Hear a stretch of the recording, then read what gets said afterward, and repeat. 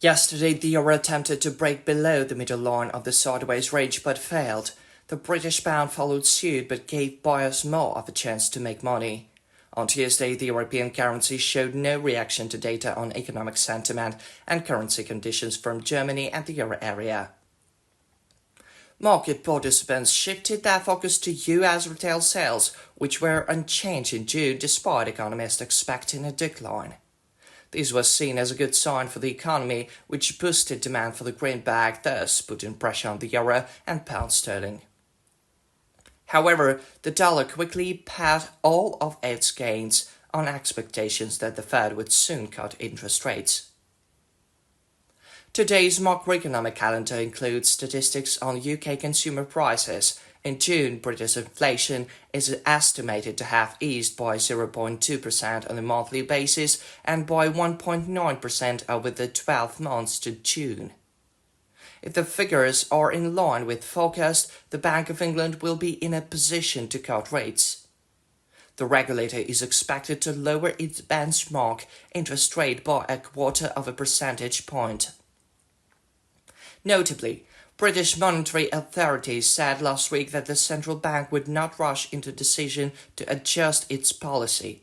In addition, data on Eurozone consumer prices is due out today. Euro area annual inflation is expected to be 2.5% in June 2024.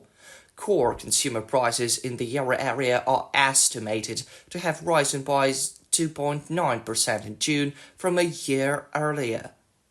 Furthermore, traders should take notice of a batch of statistics from the United States, including building permits, housing starts, and industrial production.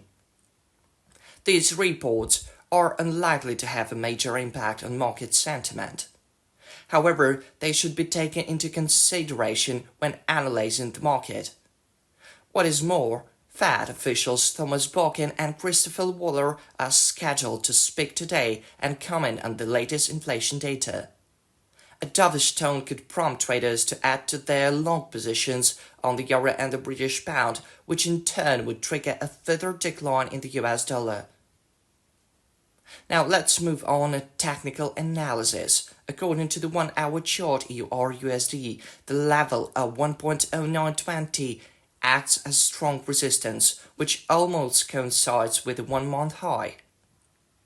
The support level is at 1.0885. A decline followed by a false breakout at 0.885 will generate a strong buy signal pushing the euro above 1.0920.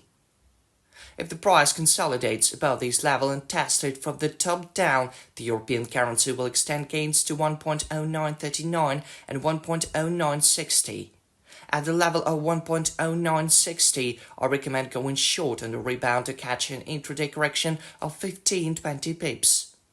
Short positions at 1.0939 and 1.0920 can only be considered after false breakout. In a bear case scenario, if the price breaks below 0.885, bulls are likely to regain control of the market at around 1.0864. At this level, it would be wise to go long on a false breakout. In case of a deeper dive, going long on a rebound will be relevant at the level of 1.0840, expecting an intraday correction of 25-30 pips. All in all, since there are no strong factors contributing to euro's decline, the best way to make profit is to follow a trend trading strategy and open long positions. Speaking of the British currency, it is likely to advance to the 1.2990 mark, supported by UK inflation data, of course. A false breakout at this level will generate a sell signal, dragging sterling down to 1.2944. If the price breaks through and tests this mark from the bottom up, the market will face a major sell-off, with the British pound sliding to 1.2903 or even 1.2870. At these levels, it will be possible to go long on a rebound, counting on a 25-30 pip move. Much will depend on the strength of the downside momentum. If bulls push the price above 29.90, the way to 1.3026 and probably 1.3059 will open. At the level of 1.3059, it would be a wise decision to go short on a rebound to catch an intraday correction of 25-30 pips. Going short at 1.3026 and 1.2990 will only be relevant after false breakout. Best of luck.